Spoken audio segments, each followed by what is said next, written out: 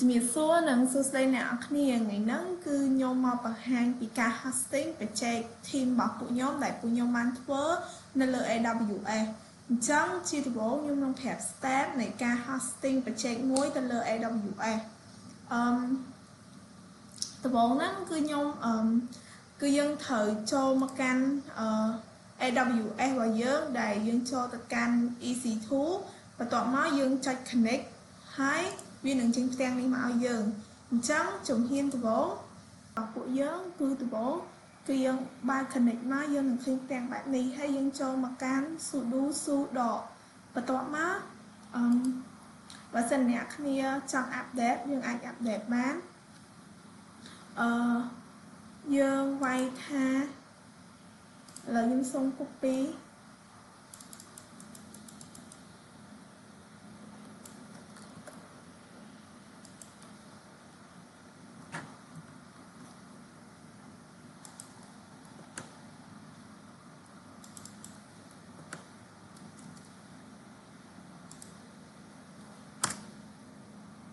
អូខេអញ្ចឹងបានន័យថា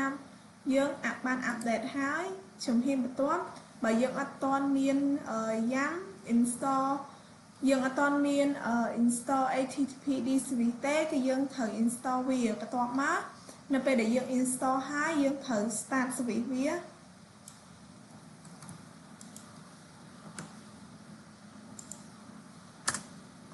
អញ្ចឹងបន្ទាប់ពីយើង start service ហើយគឺយើងត្រូវ enable វាមើល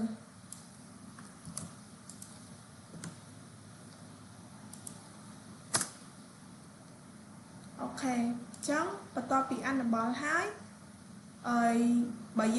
បើសិនជាបច្ចេកយើងតាក់ទងមួយ PHP តាក់ទងមួយអីគឺយើងត្រូវ down PHP និង dependency វាចូលទៅក្នុងហ្នឹងតែសម្រាប់ខ្ញុំបាន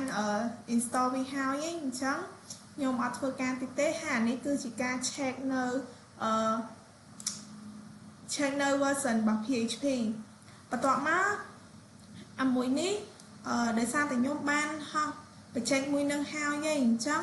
អានេះគឺជាការដែលយើងយកកូដពីនៅក្នុង folder របស់យើងយកមកដាក់នៅក្នុង server នៅក្នុង AWS ហ្នឹងគឺយើងត្រូវប្រើ command មួយឈ្មោះថា scp.or ហើយយើងដាក់ឈ្មោះរបស់យើងមកយើងដាក់ route ហើយយើងដាក់ទីតាំងរបស់យើងដែលយើងចង់ឲ្យបច្ចេករបស់យើងនៅកន្លែងណាអញ្ចឹងនៅពេលដែលអ្នកគ្នាវាយបញ្ចូលនឹងហើយយើងដាក់ទីតាំងរបស់យើងមកអញ្ចឹងខ្ញុំចូលទៅបញ្ចូលហ្នឹងដើម្បីឲ្យអ្នកគ្នាឃើញទីតាំងរបស់ខ្ញុំនៃការដាក់បច្ចេកមួយហ្នឹងអូខេអញ្ចឹងអ្នកឃើញថាបច្ចេកមួយខ្ញុំណាបច្ចេករបស់ខ្ញុំហ្នឹងគឺ Hotel Management System គឺវាស្ថិតនៅក្នុង va/ww អូខេអញ្ចឹងអាហ្នឹងគឺជាទីតាំងដែលខ្ញុំបានដាក់បន្ទាប់មកនៅពេលដែលយើងបង្កើត location ឬសម្រាប់ remote code របស់យើងដែលហៅថា upload source code របស់យើងពី local មក remote ចូល server គឺយើងប្រើមកបន្ទាត់ហ្នឹងហើយយើងត្រូវដាក់location របស់ code យើងទៅតាមអ្វីដែលយើងចង់ដាក់មកយើងចង់ដាក់នៅក្នុង folder ណាអីណាមកយើងអាចដាក់បានអញ្ចឹងអានេះ command នេះ nano គឺជា command ដែលខ្ញុំបង្កើត HTTPD config file សម្រាប់ hosting website មួយហ្នឹងអញ្ចឹងខ្ញុំបានបង្កើតហើយខ្ញុំចូលទៅឲ្យអ្នកគ្នាឃើញអញ្ចឹងចូលមក cd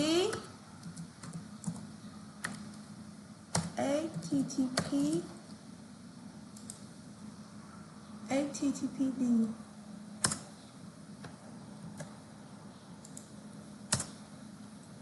ចឹងលីសមកខ្ញុំបានបង្កើតនៅ file connect មួយ config មួយហើយអញ្ចឹងដែលមានឈ្មោះថានេះ icon f.d គឺ config ហ្នឹងអញ្ចឹងអ្វីដែលខ្ញុំ add នៅក្នុងការ config នេះគឺម្ដងហ្នឹងអញ្ចឹងដំបូងហ្នឹងខ្ញុំ add ចូលហ្នឹងគឺខ្ញុំដាក់ document route របស់ខ្ញុំគឺដាក់ទីតាំងដែលខ្ញុំដាក់ website របស់ខ្ញុំគឺ va/ww ហើយឈ្មោះ website របស់ខ្ញុំអានេះគឺជា directory របស់ខ្ញុំគឺខ្ញុំដាក់ឈ្មោះនឹងដែរបន្ទាប់មកយើងមាននេះយើង add handler script របស់ PHP និង action script របស់ PHP ដែរហើយបន្ទាប់មកគឺយើងមាន error log ដែលយើងដាក់ឈ្មោះនេះរបស់យើងសម្រាប់ error log មើលហើយនេះគឺជា custom log របស់យើងអញ្ចឹងរបស់ខ្ញុំគឺខ្ញុំ config តែប៉ុណ្្នឹងទេហើយជាចុងក្រោយគឺយើងត្រូវ restart httpd service អញ្ចឹងដើម្បី restart គឺយើង restart ឲ្យវាដំណើរការ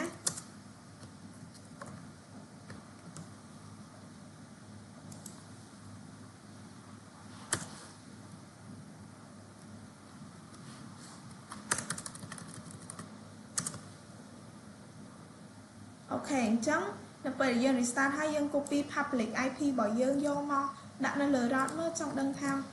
បស់យើងចេញអត់អញ្ចឹងអូខេអញ្ចឹងមានន័យថាខ្ញុំបាន hosting website ខ្ញុំដោយជោគជ័យហើយអញ្ចឹងខ្ញុំនឹងបង្ហាញពីគំរូ website របស់ខ្ញុំដំបូងហ្នឹងបើសិនអ្នកគ្នាអត់ទាន់មាន account ទេគឺយើងត្រូវ register account តែបើសិនជាយើងមាន account ហើយយើងត្រូវ login វាទៅso ឥឡូវខ្ញុំអត់តមាន account ទេអញ្ចឹងខ្ញុំត្រូវបញ្ចូល email របស់ខ្ញុំដាក់ឈ្មោះថា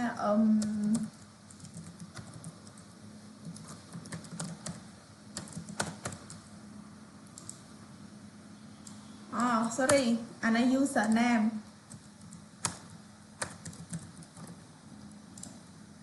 ចុចដល់មកខ្ញុំស្អីហើយអានេះគឺជា email អានេះ password អ្នកគ្នាចង់ដាក់ password មិនក៏បានដែរឥឡូវខ្ញុំយក password តាមហ្នឹងតោះមកយើង submit អូខេអញ្ចឹងគឺសុខใจហើយអញ្ចឹងនៅពេលដែលយើងបង្កើត account ឲ្យគេទាមទារឲ្យយើង register អញ្ចឹងយើងគ្រាន់តែ sorry នៅពេលដែលយើង register account នឹងហើយគឺវានឹង load ឲ្យយើង login ព្រោះដំណើរការរបស់ពួកខ្ញុំគឺតម្រូវឲ្យអ្នកនរគ្នា register account ហើយគឺបកមក login សិនបានមានសិទ្ធចូលទៅកាន់ project មួយហ្នឹងអញ្ចឹងយើង login ទៅឃើញអ្នកគ្នានេះគឺជា website របស់ពួកខ្ញុំ yes អញ្ចឹងមានតាមហ្នឹងអញ្ចឹងមានអ្នកនរគ្នាចូលបានហើយ